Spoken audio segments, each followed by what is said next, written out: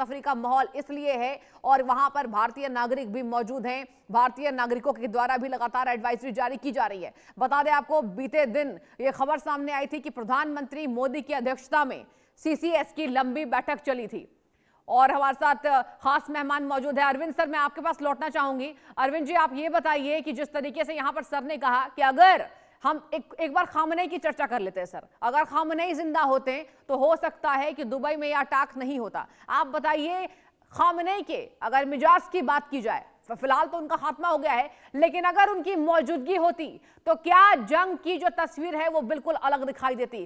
किस तरीके से ईरान बदला लेता? और आप क्या मान रहे हैं कि फिलहाल जो पावर में है यहां पर तमाम यहां जगहों से जो विध्वंस की तस्वीर सामने आ रही है उसका जो जायजा है वो बिल्कुल अलग होता? क्या कहेंगे? देखिए शस्त्री जी, ईरान के सरकारी टेलीविजन ने कहा है कि उन्होंने दुबई पे जहां अटैक किया है वो सीआईए का ऑफिस था। हाँ। और इसीलिए हमने अटैक किया है। तो पहली बात तो वजह साफ है कि उन्होंने वहां पे अटैक क्यों किया है। हालांकि जो अमेरिकन और यूरोपियन सोर्सेज हैं उससे बिल्कुल ही अलग बात कही जा रही है। जी। दूसरी बात ये कि अगर काम नहीं चाहते तो वो किसी बंकर में बैठकर अपना आपको बचा सकते थे। पर 85 की उम्र में अगर उन्हें हमले में मारा जाता है तो मुझे लगता है कि इससे बेहतरीन कोई शहादत हो नहीं सकती थी खुद खामनेई की नजर में। और इसीलिए ये जानते हुए भी कि मेरी जान को खतरा है, वो खुलेआम घूम रहे थे और ये बता रहे थे कि अब मैं अगर मिसाइल अटैक में मारा जाता हूँ तो पूरे इतिहास में मेरा नाम अमर हो जाएगा। एक दूसरा ये है कि जो खासकर ईरानियन जो सभ्यता है, जहाँ मकबरे बनाने की और वो सारी परंपरा है, तो वहाँ शहादत का काफी मामला है। खासकर जो शिया धर्म है वहां पे शहादत को काफी ग्लोरीफाई किया जाता है। और यही कारण है कि खामनेई इस उम्र में, जबकि उनकी उम्र 5 साल और हो सकती थी या अधिक से अधिक 10 साल और हो सकती थी, बिल्कुल ठीक कह इससे रहे हैं ज्यादा वो आप। जीवित रहने वाले नहीं। जी सर, जी। सर एक और सवाल मेरा आपसे ही होगा। अरविंद सर, ये भी समझाइए जरा, अगर बात की जाए यहां पर ट्रंप ने ये कही है, ये बड़ा बयान सामने आया है, मैं रिपोर्ट पढ़ रही थी अभी, ट्रंप के द्वारा साफ हिदायत है कि हमने अभी पूरे ताकत से ये हमला नहीं बोला है, सबसे बड़ी सैन्य कार्रवाई हम करने जा रहे हैं। क्या लग रहा है सर, ट्रंप अब क्या करके मानेंगे? देखिए, बात काफी हद तक ठीक है। पूरी अगर ताकत की बात करें तो उसका कोई खास फायदा भी नहीं है, क्योंकि उन्होंने जो ईरान के जो शिप्स हैं वो जरूर डुबाए हैं। वो और मिसाइल अटैक कर सकते हैं, हताहतों की संख्या ज्यादा हो सकती है, और जितना वो ईरान पे हमला करेंगे वे उतने ही आम नागरिक घायल होंगे। और जब वहां अमेरिकन ठीक सोल्जर्स है सर, अगर वो बने रहिए। फ्यूचर मतलब में आपका कहना है कि यहां पर और हो सकता है कि जो मौत का आंकड़ा है वो बढ़ सकता था। कर्नल सर आप भी बने रहिए, अरविंद सर आप भी बने रहिए। एक बड़ी खबर का रुख करेंगे। दुबई पर लगातार मिसाइलें दाग रहा ईरान, दुबई पर ड्रोन से भी अटैक कर रहा ईरान। 3 दिन से बंद पड़ा है दुबई का एयरपोर्ट। ये बड़ा अपडेट आपको दे रहे हैं, जहां बता दें आपको, अभी हमने आपको तस्वीर दिखाई थी दुबई से, जहां दुबई के रिहायशी इलाकों को ईरान टारगेट करता नजर आ रहा था। और अब यह खबर सामने आ रही है कि 3 दिन से दुबई एयरपोर्ट बंद है और लगातार ईरान के द्वारा भी ताबड़तोड़ अटैक्स जारी है। जहां ट्रंप का बयान सामने आया है कि हमने अभी पूरी सेना नहीं उतारी, ये पूरा हमला नहीं है। कर्नल सर मैं आपके पास लौटूंगी। जीपी त्यागी सर, आपसे मैं जानना चाहूंगी, अगर ईरान की बात करें, अभी आपने कहा कि किम जोंग का केवल बयान सामने आया, रशिया का केवल बयान सामने आया, तो अगर रशिया ने ईरान की मदद नहीं की तो क्या जग हंसाई होगी सर? क्या यह बात सेल्फ रिस्पेक्ट पर आ सकता है? और क्या ऐसा आपको लग रहा है कि हो सकता है कि कुछ दिनों के बाद अगर अमेरिका ने अटैक बढ़ाया तो रशिया कूद सकता है? क्या समझ रहे सर? देखिए, मुझे नहीं लगता कि रशिया कूद सकता है। हाँ। देखिए, जो सुपर पावर्स है उसमें किस तरह की बातें होती हैं, हाँ। दिखाई कुछ और जाती है, पीछे कुछ और होता है। ये भी तो मतलब नैरेटिव केवल सर माहौल बनाया जाता है, वास्तविकता कुछ और होती है। हाँ, ये भी तो नैरेटिव हो सकता है कि रशिया को फ्री हैंड दे दिया जाए यूक्रेन में और रशिया इंटरवीन ना करे अमेरिका के मामले में ईरान में। ये भी तो एक अंडरस्टैंडिंग हो सकती है। और मुझे लगता है कि ये है, वरना रशिया ने इंटरवीन किया होता। कितना भी वो यूक्रेन के युद्ध में बिजी है, लेकिन उसके पास अभी भी ऐसे हथियार हैं जिनकी काट अमेरिका के पास भी नहीं है। यानी कि अमेरिका उनसे कई मायने में डरता भी है। इसका उदाहरण ये है कि जो सर नेटो प्लीज है वो बताइए, करीब सर प्लीज बताइए, आपने बहुत बड़ी जानकारी ये दी। मैं चाहूंगी कि आप दर्शकों को समझाइए सर कि कौन कौन से वो हथियार मौजूद है जिसका यहाँ पर अमेरिका भी इसका कंपेयर नहीं कर सकता। क्या कहेंगे, क्या बताएंगे? मैं 2-3 हथियारों का ही नाम लेता हूँ। उसमें है न्यूक्लियर पावर से चलने वाली स्काई फॉल मिसाइल, हाँ। यानी कि जो अंतरिक्ष में लगातार लगातार घूमती रहती है, और जब उसको आदेश मिलता है जिस जगह के लिए, वहां से वो अटैक करती है। देयर इज नो काट फॉर इट।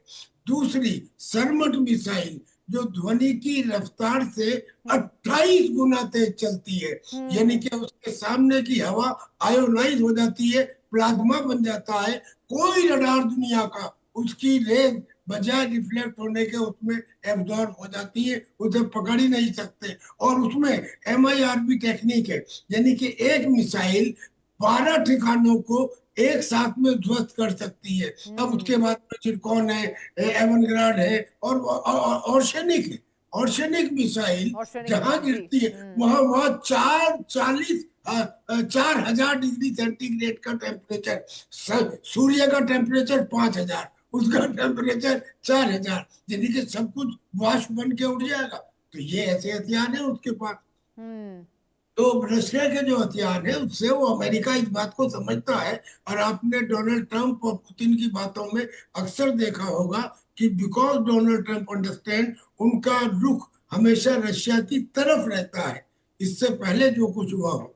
जहां तक चाइना की बात बची, चाइना एक बनिया देश है, वो दूसरे देशों के बीच में तादाद से ज्यादा इंटरवीन नहीं करता, और जो करता भी है वो आपने देख लिया। ऑपरेशन सिंदूर में एयर डिफेंस सिस्टम HQ-9 दिया था, कुछ भी नहीं कर पाया। ठीक है और ऐसे ही सर, उसने प्लीज बने रहिए HQ-9 आप दोनों। कुछ और तस्वीरें ईरान में भी सामने आ किया। रही है, दुबई से तस्वीरें दर्शकों को दिखाना चाहेंगे कि आखिर ईरान के द्वारा दुबई में वो कौन कौन से रिहायशी इलाके हैं जिसको निशाना बनाया गया है। यह जो आप धुएं का गुबार देख रहे हैं, दुबई की बर्बादी की तस्वीर नंबर 5, जहां आपको हमने बताया, पल पल का अपडेट दिया कि दुबई के रिहायशी इलाकों को टारगेट किया जा रहा है ईरान के द्वारा।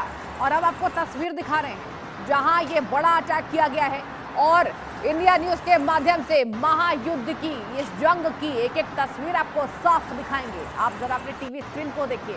दुबई में ये तबाही का मंजर है। दुबई में कहा जा रहा है कि भारत के कई ऐसे अभिनेता अभिनेत्री जहां पर दुबई का प्लान बना रहे थे, और यही वजह है कि लोगों के लिए, भारत की जनता के लिए सरकार के द्वारा दुबई न जाने की फिलहाल अपील की जा रही है। कहा जा रहा है कि जितना ज्यादा हो सके आप यात्रा से बचिए, क्योंकि ईरान कम नहीं है, ना ईरान पीछे हटने को तैयार नहीं है। और अमेरिका के द्वारा तो ताबड़तोड़ बयान सामने आ रहे हैं। अमेरिका तो ये भी नहीं कह रहा है।